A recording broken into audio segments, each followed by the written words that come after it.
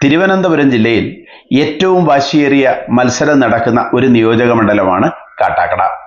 മുൻപ് ആര്യനാട് നിയോജക മണ്ഡലത്തിന്റെ ഭാഗമായിരുന്നു കാട്ടാക്കട. അപ്പോൾ RSP നേതാവായിരുന്ന K പങ്കജാക്ഷന്റെ സ്ഥിരം മണ്ഡലം കൂടിയായിരുന്നു കാട്ടാക്കട. കാട്ടാക്കട മണ്ഡലം രൂപം കൊണ്ടതിന് ശേഷം ഇപ്പോൾ MLA ആയിരിക്കുന്ന IB സതീഷ് കഴിഞ്ഞ 2 പ്രാവശ്യമായി ഇവിടെയുണ്ട്. 51,614 വോട്ടിന് ആദ്യ തവണ വിജയിച്ച IB സതീഷ് 2021 നിയമസഭാ ഇലക്ഷന് തന്റെ വോട്ട് 66,293 വർദ്ധിപ്പിച്ചു.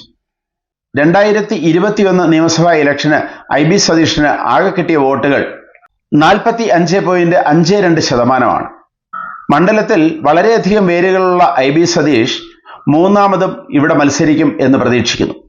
2026 മെയ്യിൽ നടക്കുന്ന നിയമസഭാ ഇലക്ഷന്റെ പ്രത്യേക സാഹചര്യം പരിഗണിച്ച് ഇടതുമുന്നണി അവരുടെ മാനദണ്ഡങ്ങളിൽ മാറ്റം വരുത്താനാണ് സാധ്യത. അങ്ങനെ മാറ്റം വരുത്തിയാൽ IB സതീഷിന്റെ പേര് തന്നെയാകും ഇവിടെ ആദ്യം പരിഗണിക്കുക. മണ്ഡലത്തിൽ സുപരിചിതനായ IB സതീഷ് ഒരുപാട് വികസന കാര്യങ്ങളുമായി മണ്ഡലത്തിൽ തന്നെ സജീവമാണ്. LDF മണ്ഡലത്തിലെ സ്ഥാനാർത്ഥിയെ ഇതുവരെ പ്രഖ്യാപിച്ചിട്ടില്ല എങ്കിലും IB സതീഷ് തന്നെ ആയിരിക്കും എന്നുള്ള രീതിയിൽ പ്രവർത്തകർ ആവേശത്തിലാണ്.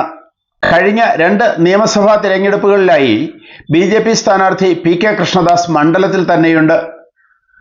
ഓരോ ഇലക്ഷനും പടിപ്പടിയായി വോട്ട് വർദ്ധിപ്പിക്കുന്ന PK കൃഷ്ണദാസ് 34,542 വോട്ടുകളാണ് കഴിഞ്ഞ നിയമസഭാ ഇലക്ഷൻ നേടിയത്. അത് മണ്ഡലത്തിൽ ആകെ പോൾ ചെയ്ത വോട്ടുകളുടെ 23.72% വരും. ഇക്കഴിഞ്ഞ തദ്ദേശ സ്വയംഭരണ തെരഞ്ഞെടുപ്പിൽ കാട്ടാക്കട മണ്ഡലത്തിൽ 46,372 വോട്ട് നേടിയ BJP. നിയമം കഴിഞ്ഞാൽ കേരളത്തിൽ ഏറ്റവും കൂടുതൽ വോട്ട് നേടിയ കാട്ടാക്കടയിൽ വളരെ വിജയപ്രതീക്ഷയിലാണ്. PK കൃഷ്ണദാസ് സജീവമായി കാട്ടാക്കടയിൽ പ്രവർത്തന രംഗത്തുണ്ട്. UDFനെ സംബന്ധിച്ചും കാട്ടാക്കട നിർണായകമാണ്. N ശക്തനായിരുന്നു കാട്ടാക്കടയിൽ MLA. N ശക്തനെ തോൽപ്പിച്ചാണ് IB സതീഷ് ആദ്യമായി കാട്ടാക്കടയിൽ MLA ആകുന്നത്. കഴിഞ്ഞ പ്രാവശ്യം മലയൻകീഴ് വേണുഗോപാലായിരുന്നു കാട്ടാക്കടയിൽ UDF സ്ഥാനാർത്ഥി.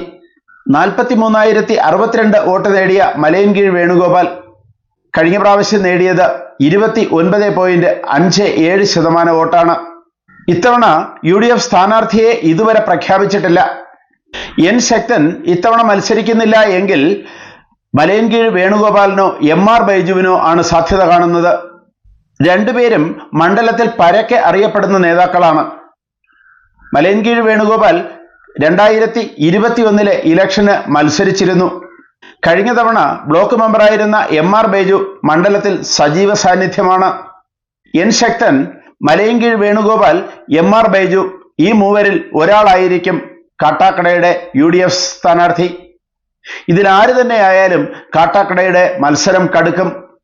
കാരണം UDFനും LDFനും BJPക്കും ഒരുപോലെ പ്രധാനമാണ് കാട്ടാക്കട. LDFന് മണ്ഡലം നിലനിർത്തിയേ പറ്റൂ. UDFന് തങ്ങളുടെ കയ്യിലിരുന്ന മണ്ഡലം തിരിച്ചു പിടിച്ചേ പറ്റൂ. BJPക്കാണെങ്കിലോ തങ്ങളുടെ വളർച്ചയിൽ ചവിട്ടുപടിയാകാവുന്ന ഈ മണ്ഡലം നേടിയേ കഴിയൂ. ഇതിൽ ആര് വിജയിച്ചാലും കാട്ടാക്കടയുടെ ചരിത്രത്തിൽ അതൊരു സംഭവമായിരിക്കും. കൃത്യമായ സ്ഥാനാർത്ഥി നിർണയത്തിന് ശേഷം കാട്ടാക്കടയുടെ ഇലക്ഷൻ സാധ്യതകളെക്കുറിച്ച് നമുക്ക് വീണ്ടും ചർച്ച ചെയ്യാം. കൂടുതൽ വാർത്തകളും വിശേഷങ്ങളും അറിയാൻ ഈ ചാനൽ സബ്സ്ക്രൈബ് ചെയ്യുക. കൂടുതൽ വാർത്തകളും വിശേഷങ്ങളുമായി ഉടൻ